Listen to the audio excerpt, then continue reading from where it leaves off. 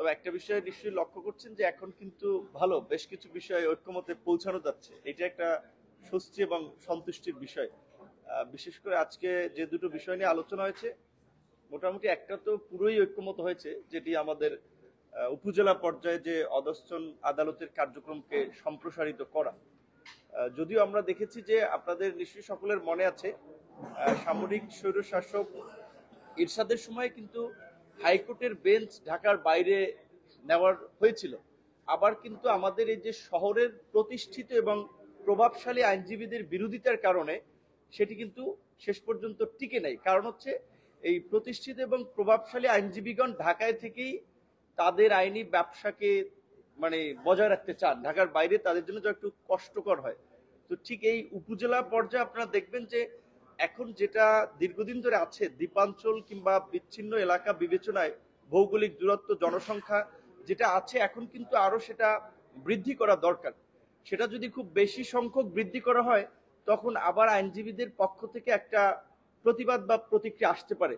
সেই ক্ষেত্রে আমরা কমিশনকে এটা বলেছি যে রাজনৈতিক সরকার অনেক ক্ষেত্রে বিভিন্ন প্রেক্ষাপটে শেষ পর্যন্ত বাস্তবায়নের দিকে নাও যেতে পারে, অন্তত ওনারা যেন একটা ফ্রেমওয়ার্ক করে যান এবং কিছু কাজ এগিয়ে নেন। যে উপজেলা পর্যায়ে আমরা যেটা অধস্তন আদালতের কার্যক্রমকে প্রসারিত করা এবং বিশেষ করে সহকারী ম্যাজিস্ট্রেটদের সেখানে ব্যয়ের ক্ষেত্রে যে একটা সীমা, সেটি যদি এখানে উল্লেখ করা হয়নি, কিন্তু 40 থেকে 50 লাখ পর্যন্ত এই বিষয়টা নিয়ে সবাই আলোচনা করেছে এবং এই বিষয়টাতে পুরোপুরি একমত।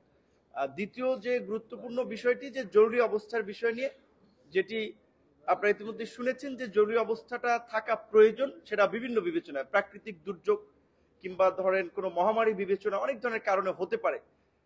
কিন্তু এইখানে আমরা যেটা দেখেছি অতীতে, আসলে জরুরি অবস্থা রাজনৈতিক হাতিয়ার হিসেবে ব্যবহার করা হয়েছে। সেটা 74 সালে কিংবা সামরিক শাসন আমলে 90-এর আপনার 86-87 দুবার, আর লাস্ট 3বার তো আমরা দেখলাম সেই সময় সরকারের পতন হয়ে গেছে, যখন তারা নাগরিকদের অধিকারকে খর্ব করার চেষ্টা করেছে।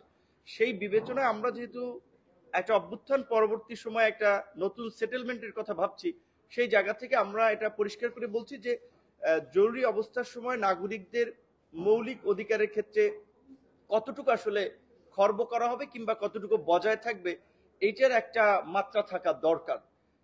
সেই আলোচনাটি আজকে যেহেতু আগায় নিয়ে আমরাও ওইভাবে ঐক্যমতে পৌঁছাতে পারিনি। এটা ব্যতীত যে এটা প্রয়োজন এবং কিছু কিছু ক্ষেত্রে এটাই বাস্তবায়ন করা হবে, সেই বিষয়ে আমরা একমত হয়েছি।